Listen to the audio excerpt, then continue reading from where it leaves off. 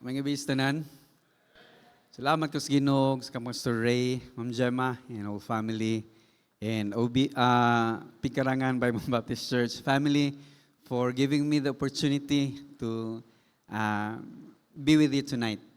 Salamat kay ni Ana, and nalipay kay ko tungod kay ang grasya sa Ginoo naagyod nagauban nato. No, let me share with you the joys of Oasis Bible Baptist Church. Kagahapon, we had our third evangelistic cantata. And more than 20 people received the Lord Jesus Christ as their Savior and Lord. And I challenged them, please, before you go home tonight, go back to the person who invited you here. Tell them you received Christ as Savior and Lord. But we know nga ang mga tao nga nang-invite, naglantaw mo silang gipang invite o kinsa ba sa akong invite ang nidawat kang Kristo ang Ginoong mangluluwas. And sa kababae dito nga while we were praying, katulo gid yang luha nga iyang bitaw nga makita nimo ba nga God has shown her ba kinsa gyud siya ug naa pa day tsansa ang iyang kinabuhi maluwas pa gyud siya. And I believe makigsuonan one day sa atong makinabuhi somebody prayed for us and somebody nagbalik-balik gyud siya. I-follow up gyud ta bisan pag mag-ingon tag kinsa man ni Joy, mura magsyara may kibaw, magsyara may reliyon, magsyara gyud sakto. Pero salamat kani tao ba nang balik-balik nato gituktok ta. Hangtod nga ni surrender ta sa atong kinabuhi dinha sa Dios. And now that we have the Lord Jesus Christ, we have nothing else to, kanang pangitaon pa ba? Kaya nasayod ta nga naan na nato ang tanan. And that's the Lord Jesus Christ. Amen? So salamat kayo kay naay mga kaigsuonan nga naa karon na uban nato. Tonight, pwede ko mo open lang sa akong laptop, ha? Thank you.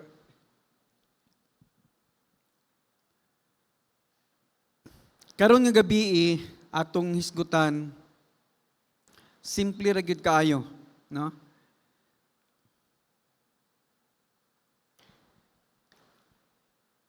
Let us value the blesser more than the blessing. The title of this message tonight, challenge nato tonight, value the blesser more than the blessing. Let's all stand up please and let's read one verse lang ang Exodus chapter 33 and verse number 15.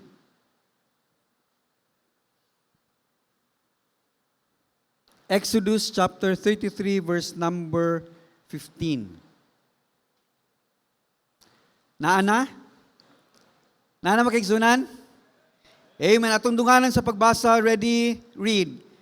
And he said unto him, if thy presence go not with me, carry us not up hence. Lord, once again, Ginoo nang hangyo mihatagi mi grasya, pinagi sa iyong pulong, O Lord. Kikinahanglan ka namo, ang imong pulong Ginoo mo'y among kinabuhi. Ang pulong Ginoo mo'y nagausab ka namo, mo'y nagahatag ka namo paglaom o Dios. Manang gikinahanglan ka gyud namo Ginoo. Thank you for this time together. Please bless us Ginoo sa amo ang kining fellowship sa imong word, O God. Bless us tonight even, Ginoo, ang mga families nga wala mo nauban, O Dios. Lord, we pray for Pastor Ray, Ginoo. Cover him. Bless him, use him mightily for your glory, O God. In the mighty name of Jesus, we pray all these things. Amen. Let's all be seated, please. Value the blesser over the blessing. Nasa ito makigsunan kini nga story in chapter 33. Naitabo ni siya makigsunan nga tungod ang mga tao na gidugayan sila ba? When people kana bitong di na takahuwat bitaw mangita na paagi nga atong gusto nga makuha nato atong gusto. And we know that in the chapters before this, ang Israelites makigsunan tungod kay wa na sila kawalak kay Moses balik, nagbuhat sila ilang kaugalingong Dios. Manang Ginoo nasuko nila, and tanaw na to makigsunan in chapter 33, ingon verse number 1, ingon ang Ginoo, ingon siya, Moses, depart and go up hence, thou and the people which thou hast brought up out of the land of Egypt, unto the land which I swear unto Abraham, unto Isaac, and to Jacob, saying, unto thy seed will I give it. Moses, adto na mo. Sining kana, ang Dios nasakitan, gitalikdan, pero siya nag-promise manggug ko. Tungod kay nag-promise ko ninyo, ako ginang tumanon, bisan pagwa mo ni tuman sa inyong parte. Pero sige, lakaw na mo. Dito sa lugar nga akong gipili, nga kagipasalig na ako ni sa inyong mga ginikanan. And I will send an angel before thee, and I will drive out the Canaanite, the Amorite, and the Hittite, the Perizzite, the Hivite, and Jebusite. No, pagkanindot anak nga, kuanoy, blessing oy.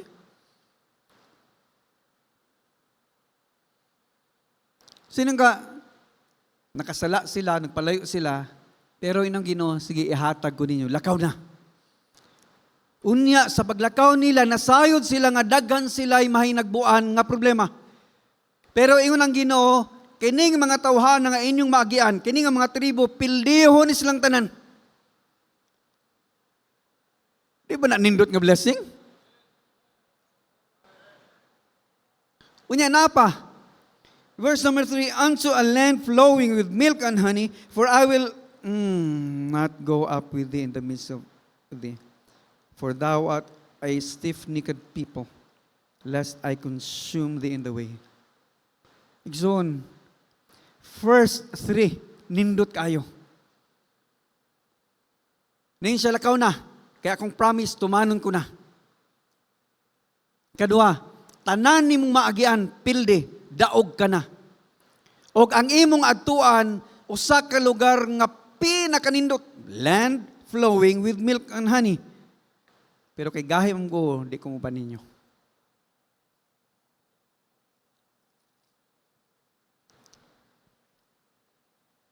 And when the people heard these evil things, they mourned, and no man did put on him his ornaments. For the Lord had said unto Moses, say unto the children of Israel, ye are a stiff-necked people. I will come up into the midst of thee in a moment, and consume thee. Therefore now put off thy ornaments from thee, that I may know what to do unto thee. And the children of Israel stripped themselves of their ornaments by the Mount Horeb.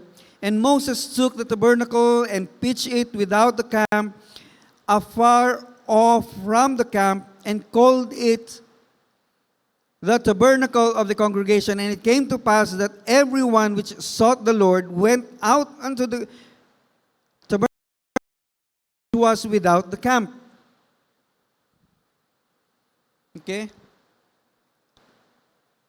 And it came to pass when Moses went out into the tabernacle that all the people rose up and stood every man at his tent door and looked after Moses until he was gone into the tabernacle. And it came to pass as Moses entered into the tabernacle, the cloudy pillar descended and stood at the door of the tabernacle, and the Lord talked with Moses. Pagkanindot. And all the people saw the cloudy pillar stand at the tabernacle door, and all the people rose up and worshipped, every man in his tent door. And the Lord spake unto Moses face to face. Wow, pagkanindot eh. Igsoon, diri ba gipakita sa Dios ba? Ang Dios naa sa iyang langit, naa sa iyang gingharian. In taong kita makasasala ta pero tungod sa grasya sa Ginoo, pwede ta makaistorya niya oy. Remember ko sa una, napa ko sa city government. Yung manawag, sir, yung si Mayor, adto daw ka sa office, 4 o'clock meeting. Pag abot dito, muagi pa ka sa pipila ka mga tao. Sir, unsay tuyo? Si Mayor makigistorya. Ay, adto sa kang kuan. Kung naapil ang ngalan ni Sir Joe, nalista ba siya? Wala man imong ngalan, sir. Kinsa man akong istoryahon. Ay, adto si ma'am kuan. Ma'am, ingon si Mayor ba, makikistorya daw siya. Ay, apil, nalista si Sir Joe. Wala, ma'am. Sir, hulat lang sa sir, ha? Dili beta basta-basta makaduol sa tao nga importante kay daghan sa kinahuna, daghan sa istorya, daghan sa kamiting. Pero naay Dios makaigsunan, Dios sa tanang Dios, hari sa tanang hari anytime. Pwede na itong istorya, oy.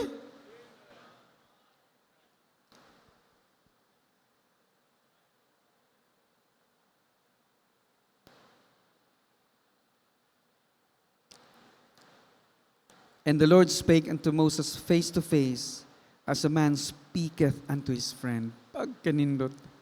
And he turned again into the camp, but his servant Joshua, the son of Nun, a young man, departed out of the tabernacle. And Moses said unto the Lord, See, thou sayest unto me, Bring up this people, and thou hast not let me know whom thou wilt send with me.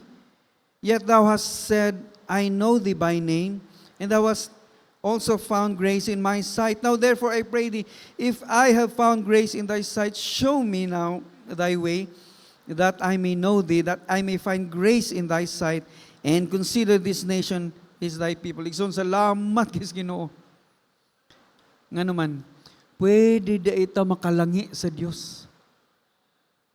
Sa Ginoo, yung ka, mailahan ko nimo, yung ka kaila kasak niya, nganong ina, pamalagi nimo gisulti.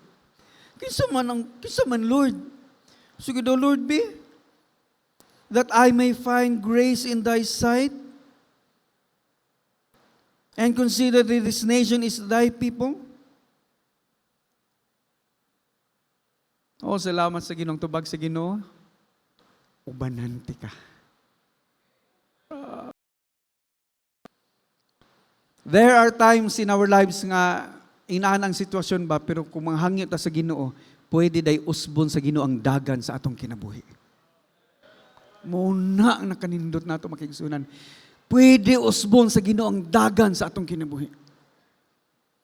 Value the blesser more than the blessing. Ang first point nga gusto na akong atong isgutan. Number 1, our heart's desire must be God alone. Si Moses makaigsunan, gusto gid niya nga ang Dios lang gyud ang iyang kauban. Lami kay nakig tagid siya sa iyang kasing-kasing ba, he poured out to God.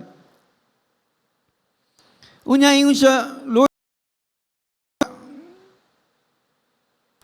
kung if I have found grace in thy sight, ipakita po sa ko yung dalang Ginoo, aron mailanti ka. That I may find grace in thy sight and consider that this nation is thy people. And he said, my presence shall go with thee, and I will give thee rest. And he said unto him, if thy presence go not with me, carry us not up hence. Sinang ka na makugsunan? Gusto sa Dios makaigsunan nga siya gyud ang atong isentro sa atong makinabuhi. Now makaigsunan, we need to transition from loving what God does to loving who God is. Kinahanglan ba atong, when we pray, makaigsunan kay bulog ita, when we pray, God hears our prayer. Promise man na niya. I remember na isa ka pastor ningon siya, gikatawan ako isa ka pastor kay nagampo siya sa Ginoo niya, Lord, tagaay ko og 5 million. Nya tan-aw niya nga ang ilahang church building gaharag ba? Yang una-una, ako gali nga 1 million lagi ang gipangayo. Nya siya 5 million yun. Grabe po ni pastor, oy. Pero sagdin lang kay nagampo man siya, Lord, nangahay ko siya 5 million, Lord, ako 1 million lang yun. Pagsunod nilang kita, gihatag sa Ginoo ang 5 million. Yan, siya nga, oy, may pagdako na lang po akong gipangayo. Muhatag man ang Ginoo, kaya man ang Ginoo, sa Ginoo ihatag ang imong gipangayo kung imo ning gikinahanglan.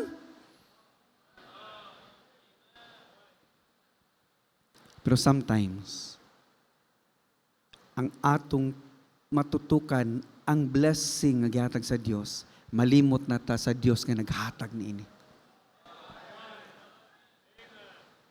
We must transition from loving what God does to loving who God really is.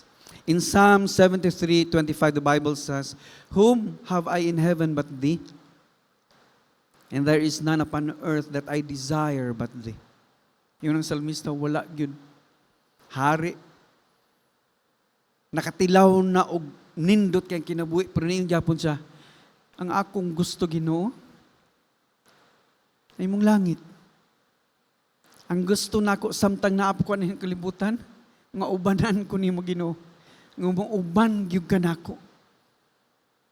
Amen. In verse number 26, "My flesh and my heart faileth, but God is the strength of my heart, my portion forever." Makigsunan, bisan pag-unsa na kadako ang atong nakabot. Na ako'y makaila, tagduha na ilahang kurso, ang ila, masters diri, doctorate diri. Paminahon ni mo, grabe yun mga istorya, pero igsoon, muabot yun ang panahon. Fail. Our hearts fail. Muna, yun. My name is David, Lord, sa imo lang ko Ginoo. Ikaw lang ang ako, ang gusto Ginoo. I would like you to look at that picture. Tanaw on sa difference. Okay, sige. Duha ni kabo kanang duha. Next slide.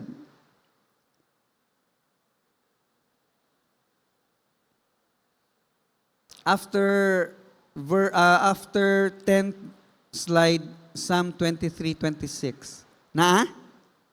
Wala, di makita ninyo. Oh. Okay, na-change diha. Pag-abot sa inyo ha. Sagdi lang. Na ako'y picture man gud nga nakitaan nga. Halos dili gud nimo maklaro ang difference ba. It's a kanabitong kanang isa ka Navara nga sakinan nga picture. Nindot kayo. Nya ang isa the same Navara nga picture gyapon, pero niingon siya nga spot the difference. Tanaw na ko, murag may diferensya. Pero sa sige na akong lantaw makigsunan, ang isa fake, ang isa dili. Ang isa tinud nga Navara, ang isa Navara nga, kanabitang igibutang sa iyang Navara nga dashboard. Unsa ako nakita dito? Sometimes, we look at the Navara nga nasa dashboard, og okay na kahit nalimot ta ang real one, the source of the blessing, ang Dios, wala na nato na kinigugma. Nga naman, lami naman kaayo atong pamati. Right? So we do not want to live in a materially blessed world without the ones we truly love. Dili ta gusto nga mulambo ta. Magigsunan, ang paglambo, plano na sa Dios. Gusto sa Dios, mulambo ta. Gusto sa Dios, atong health, mamaayo. Apa na pa isa, thy soul prospereth also. Muna ang gusto sa Dios sa atong mga kinabuhi muna, dili nato ganahan nga blessed sa materially, pero wala din ha ang Dios sa atong mga kinabuhi. Munang ingon si Moses makigsunan in verse number 15. Kung dili ka mag-uban namo, ay nalang migdal adidto.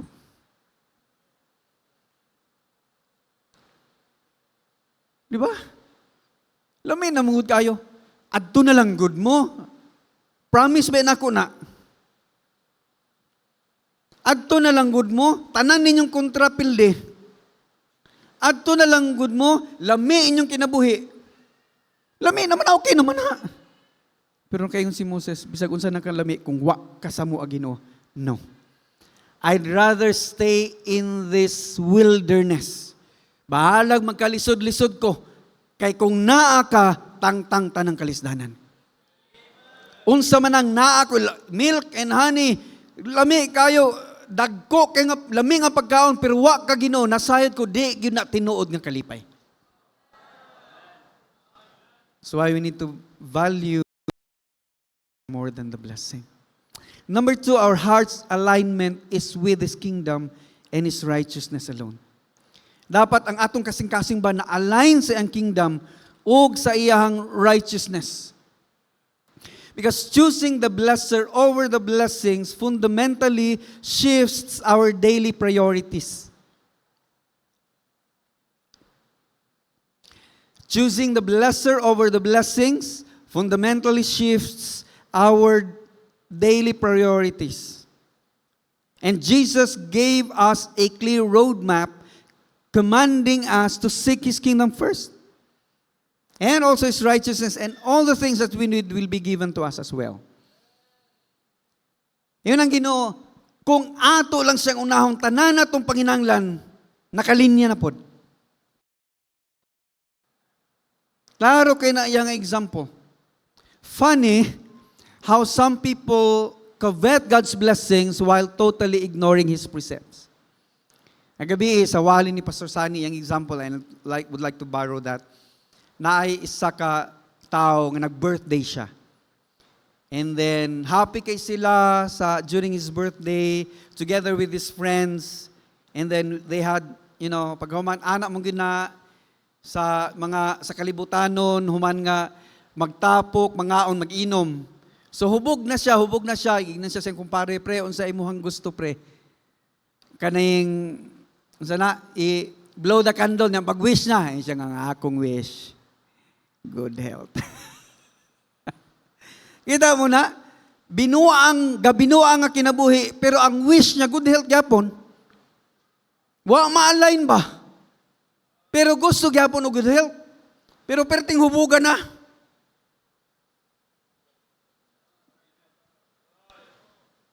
Nakay blessing niya. Magkaigsunan, God does not withhold good things from us ba ya? God never withholds good things from us, but He refuses to let His gifts become idols that replace Him. Tanan natong panginahanglan, ihatag sa Diyos. Kung kikinahanglan, datuon ka sa Ginoo, datuon gyud ka sa Ginoo. God can do that. Ingon siya, I will command the corn. God will command the blessing. God will command customers para datuon ka sa Ginoo. Pero kung ang grasya nga gihatag sa Ginoo muna imong gitubang nalimot ka sa Ginoo, di man na maong plano sa Ginoo. Instead, when material blessings are offered to God for the ministry, that is where we are aligning ourselves and His blessings to God. When blessings come, siguradua nga ikaw og ang blessing nga gihatag sa Ginoo na align sa iya. Mo na dili lisod ang muhatag, dili lisod ang mo sacrifice, dili lisod ang muhagbong. Nga naman nasayod ka nga kining gihatag sa Dios sa imuha, iya ning gituyo kay ikaw andam ka na maggamit sa ministry inaana nga mga paagi. Amen.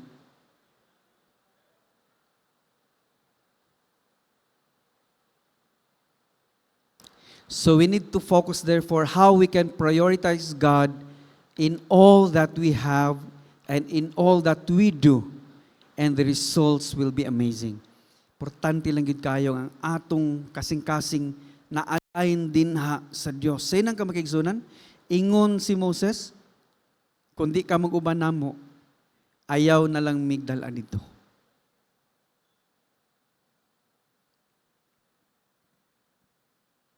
Verse 16, for wherein shall it be known here that I and thy people have found grace in thy sight? Is it not in that thou goest with us? So shall we, I and thy people, from all the people that are upon the face of the earth. Okay, so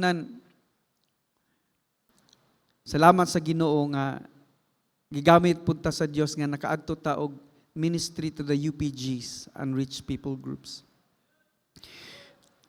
Last month, we went there together with my wife. Niya, pag-adto na mo sa family. Siya nabilin sa gawas. And then, naglingkod siya sa tindahan. Then, somebody approached her. And siya, Ma'am, magkasama kayo ni Sir? Oh, yes, oo. May blessing po. Ay, nag-visit lang kami. Siya nga, alam niyo, Ma'am, mabuti pa kayo. Kasi, you are blessing other people. Kami, yung mga relatives namin, yung mga kadugo namin, they do not look at us, helping us. Pero kayo, pag nakita namin kayo, marami palang Christian na magaganda ang loob. Kasi sa alam namin parang hindi. When God is with us sa atong lakaw, people will see and they will wonder why. Ngano man, kaning tawhanan mo, tabang man sa kuha nga di man kumaayo sa iya. Ikaw, nagtabang ka tungod kay ka na Diyos imong kinabuhi. Giusab sa Diyos imong kinabuhi. Nasayod ka. It is your turn. Amuhatang san. And people just gets saved. Yun na ang Diyos. Munang ingon siya, Lord, kundi ka mag-uban namo, paunsa man sila makaibalo nga kami, ang imong katawhan, kami ang imong katawhan. Munang ubanimi Ginoo. Di ba makabantay ta sa atong kinabuhi? Bisan pagdili, angat ay imong kinabuhi. Mingkag inani ra imong kinabuhi, pero tungod kay naa kay Dios ang imong silingan, ang imong parinti, ang imong igala matingala. Ngano man ni siya nga tawo nga lisod man ang kinabuhi, nganong naa ako'y makitaan sa iya nga lahi nga peace. Nganong lahi nga kalipay ang naa niya nga galisod man unta na siya.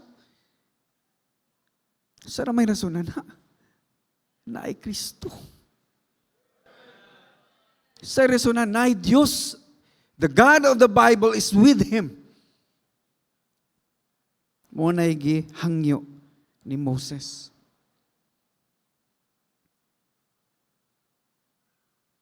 If we prioritize God, if our hearts are aligned to God, these things will happen. 1 Kings 3:13. Kaya baluta kinsa ni. And I have also given thee that which thou hast not asked, both riches and honor, so that there shall the kings like unto thee all thy days. Kinsa man ni? Haring? Kinsa ni? Salmon. Yun ang Ginoo tungod kay wa ka nangayo o kusog nga pamatyon o pilihon ng mga inyong kontra, nagdaot sa imong papa, unsa ninyo na, wa ka nangayog, madato ka ang imong gihangyo, nga Ginoo tagay ko wisdom Ginoo aron madala na ko ni imo ra maning katawhan. Yun ang Ginoo tungod kay mo nang ipangayo, ihatag ko na nimo ang mga butang nga wa nimo gipangayo. Wow! Just honor God. Just serve God. Atong kasing-kasing i-align lang sa iya. Igo nato na hibawaan ang mga butang nga ato lang gihatag na sa Dios. O ganong ihatag na niya kay gusto niya magamit pa ta sa ministry. Naapa? In Leviticus 25:20.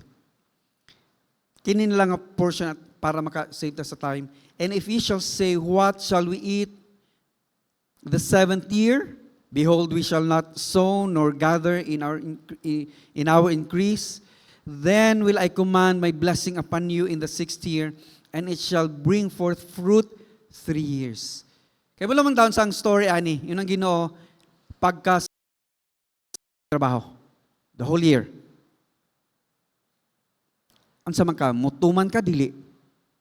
Kadyot lang ko, mutuman ko, tibok tuig, di ko magtanom. Magutom ko, Ginoo. Are we really seeking God first? Unya na ka, Lord, kaya unahon sa nako ni. Kaya murag di ko kakaon, o di ko ni unahon. Unya na lang ka kung makakaon ako. Pero kung sa Ginoo, unahagali ko, di ba, pakanon ti ka. So ingon sila, kung dili mi magtanom sa kapito ka tuig, unya, ikaunom ka tuig, magtanom ang among harvest aning ikaunom ka tuig, kauno na mo taman sa ikapito ka tuig. Unya, ikawalo ka tuig, magsugod mig tanom, di ba'y na pareha kay kinsa gali, itong presidente bangat, nagtanim ngayon, nag-ani bukas. Dili ba iya kay manong tanom, pila ba'y pagkabulan? Pero tanawa ang gahom sa Dios, ingon siya, I will command my blessing. Samtang napakay oras, buhat, abot nato sa atong commitment sa Ginoo, buhi ina, unahang Ginoo, di ba dublihon sa Ginoo ang blessing? Aron, i-prove sa Ginoo nga kung unahon nato siya, ang tanan natong gikinahanglan, ihatag niya. So, ka, tulo ka tuig, isa ra ka cropping, kakaon ka tanan. That's God's blessing. Amen? So that if we put Him first, our anxieties will fade away. Lord, sa kauno na ako. Sa kauno sa akong pamilya. Ginoo, kaya ko yan. True faith values the blesser more than the blessing. Number 3.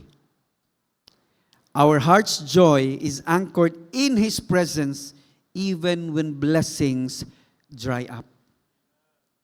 Sa makaigsunan, ganahan kita mo simba, ganahan kita mo practice sa choir, ganahan kita mo special number, kay natay na dawat. What if wala? Habakkuk 3:17. Although the fig tree shall not blossom, neither shall fruit be in the vine, the labor of the olive shall fail, and the fields shall yield no meat, the flocks shall be cut off from the fold, and there shall be no herd in the stall. Tanawa ra gud ni, kini siya nga verse makaigsunan, Habakkuk 3:17. This is a picture of disaster. Nga naman, the fig tree shall not blossom. If you look at the context ani, kini nga lugar sila, wala ni sila'y Iloilo or kanang si tawag kanang kinadira sa Bukidnon ba nga dagan sila og kanang lingin bitaw nga tag-as mo kawayan pero imo na siyang kining pang-ison tamis gali. Tubo, walay sugar cane, they have fig tree. And kanang fig leaves ila nang ginakuha. And then ila nang himuon og kuan kining gitawag og kanang fig cake, tamis man na siya. Muna ilang ginagamit, kinakaon nila, dayon for travelers, muna ilang pangtamis. Now, kung wala na siya, magutman ka sa iyong biyahe.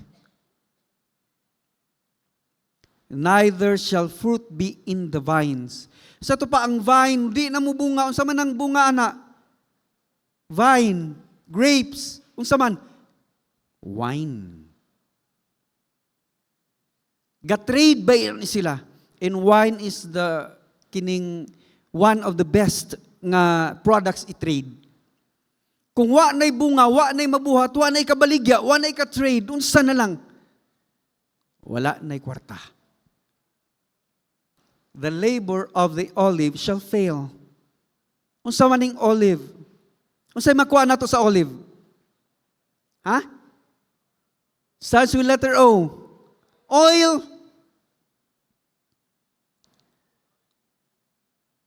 The labor of the olive shall fail. Therefore, wala na kay makuha nga oliba, wala na'y lana. Unsaon man ang lana? Gamiton sa pagluto. Pero napay isa ka importante. Gamit sa lana. Wala may electricity sa una. Fire. Lamp.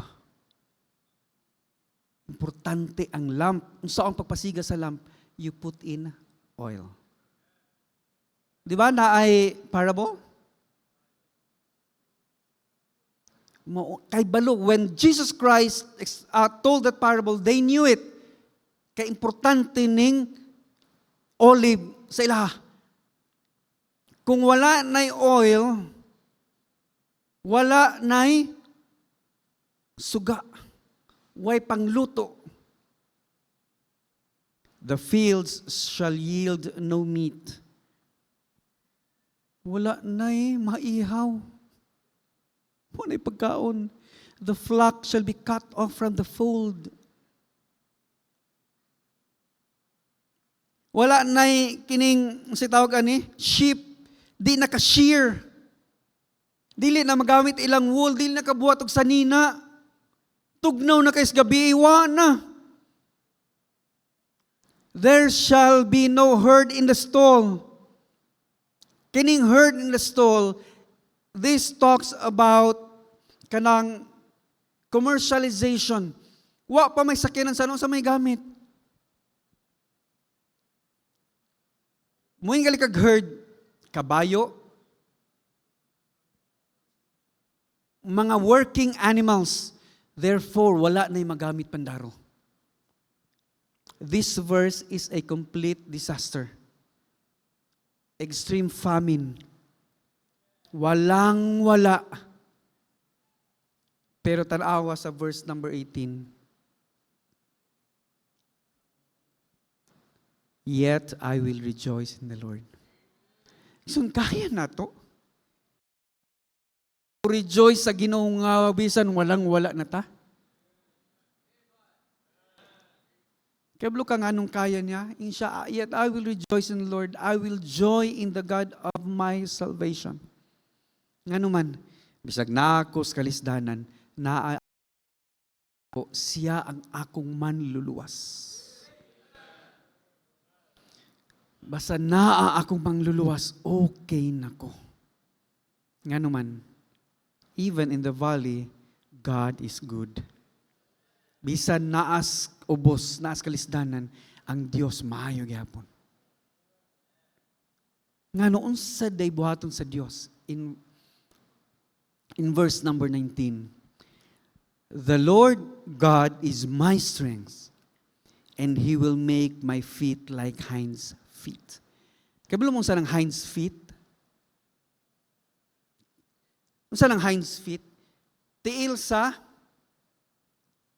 mana? Ma'am, nadir ang picture. Makita ng picture? Sige daw. There. Ang ato diri kanding. Halos sana nato diri nakaagi gyud tag pamuhig kanding.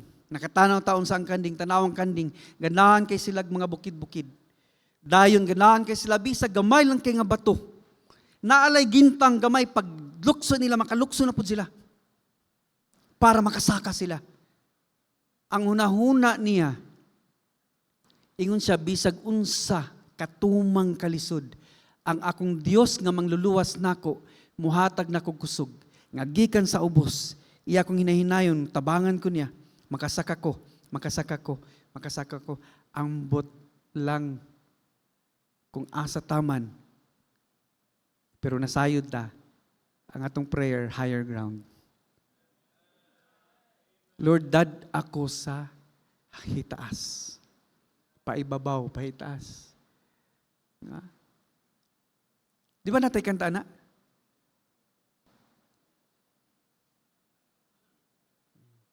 Lead us to higher ground.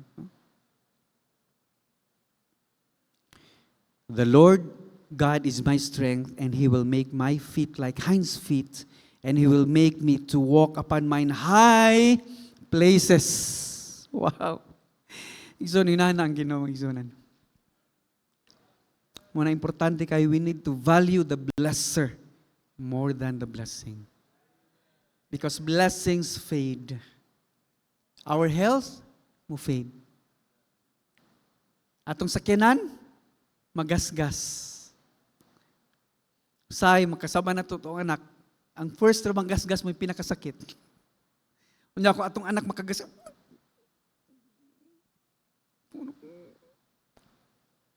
Magtatuyo Murag mas love pa man ni mama ang sakinan kontra sa ako.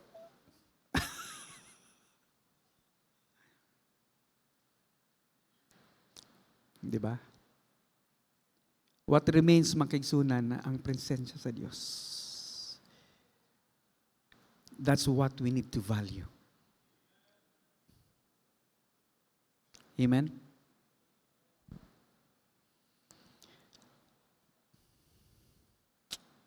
Showed all the pictures. Pwede makuha mga pictures. Tanawa. Pila man na siya ka pictures na dira.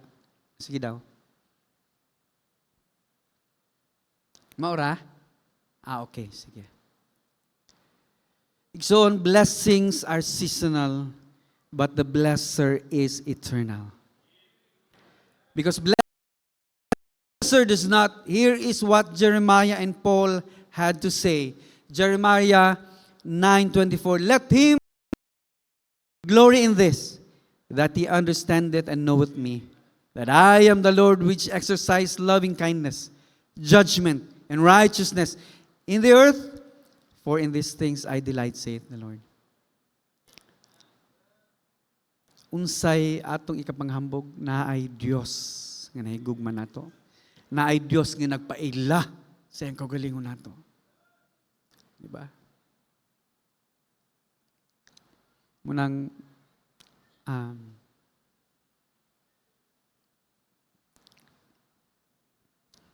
kalimot ko sa natahim ana nga naila kong ginuuhan ko. I know whom I have believed. Naila kong gituhuan ko. Ningon akong nainingon sa kuha. Sure na gyud na imong pagtuo. Ang luwas giga. Yeah. Kaya nailhan ako ang akong Diyos. Diyos siyang nagpakatao. Gibayran niya akong mga sala dito sa krus sa Kalbaryo. Yes, namatay siya. Gilubong siya, apan nabanhaw siya. And in that same manner, that same Holy Spirit that raised Him from the dead shall ako pod banhawon sa Diyos. That's my hope. Dili na ko ikaulaw isulti nimo. Kung dawaton sad nimo sa Kristo nga Ginoong mangluluwas, that same hope God will give it to you. Amen. Philippians 3:8, yeah, doubtless, and I count all things but lost for the excellency of the knowledge of Christ Jesus my Lord, for whom I have suffered the loss of all things, and to count them but dung, that I may win Christ. Salamat sa Ginoo. Pwede nato ni buya ng tanan, aning kalibutan na. But when we have God, we have more than what the world can offer. Value the blesser more than the blessing. Lord, thank you so much for this night. Hangyo mi Ginoo, tabangi mi. Kay weak kami Ginoo, tabangi mi Ginoo, kay masway kami. Hangyo mi, O Diyos, tabangi mi, mututok mi kanimo, ang among kasing-kasing na align kanimo.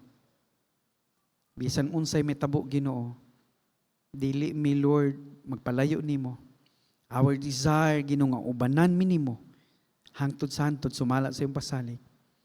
We value you more than any blessing that you can give us. Thank you sa imong grasya kaluoy kanamo. And I'll give you all the glory and honor and praise. You are the King of all kings. You are the Lord of all lords. You are omnipotent. You are omniscient. Lord, kay balo ka sa tanan, kay ila ka sa tanan, present ka sa tanan, gahom naa ka nimo tanan. You are in your throne, pero naasa ka sa among kasing-kasing, O Diyos. Thank you for holding us in the hollow of your mighty hand. No one can pluck us out of your mighty hand. In Jesus' name we pray. Amen.